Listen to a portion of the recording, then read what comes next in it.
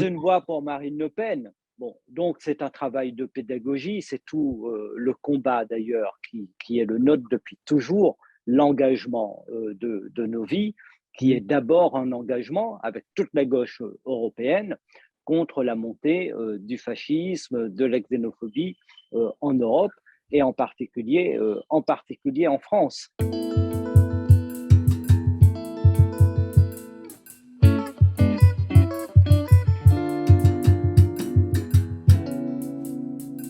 Les sondages créent aussi l'opinion.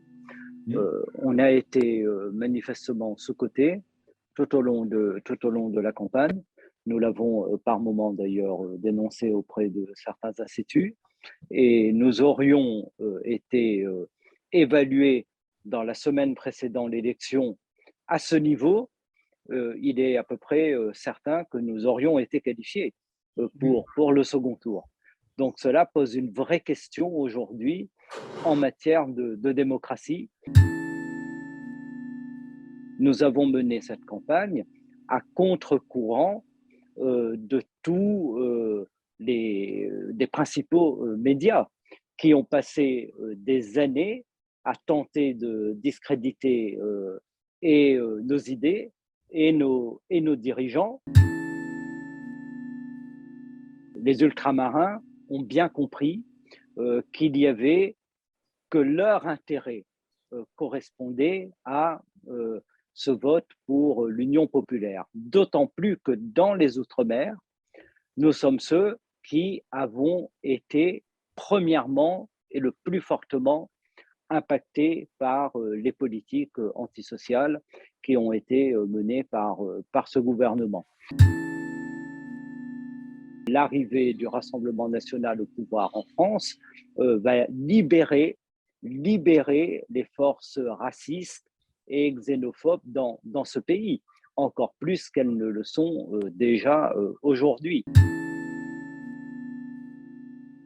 Il n'y a pas d'injonction, je crois, à donner aux électeurs. Les électeurs doivent se déterminer en connaissance de cause. Et c'est pourquoi j'insiste sur ces aspects. Mais il leur appartient ensuite de se déterminer. Nous devons, et je pense que dire autre chose serait en réalité contre-productif et pourrait même pousser un certain nombre de personnes à voter pour Marine Le Pen. Ce que je dis aux fâchés, c'est de ne pas se faire avoir par les fachos, parce que les fachos, ils poursuivent des objectifs qui ne vont pas recouper avec les espoirs qu'ils mettent dans ce vote. Si Marine Le Pen est élue, pour moi, et je parle pour moi, ce n'est pas un temps d'opposition qui s'ouvre, c'est un temps de lutte et un temps de combat. Les gens se remettent à penser, et c'est à la hauteur d'ailleurs de la déception, se remettent à penser que c'est possible, qu'il est possible d'avoir des politiques plus sociales, plus écologiques, qui tournent le dos au libéralisme et au néolibéralisme. Je pense que c'est très important parce que l'histoire du progrès se remet en marche. Si vous avez aimé cette vidéo de Parallèle Sud, média réunionnais indépendant, partagez-la. Et si vous voulez soutenir la liberté de la presse, faites un don sur notre site parallèlesud.com. L'info est un droit, mais elle a un prix.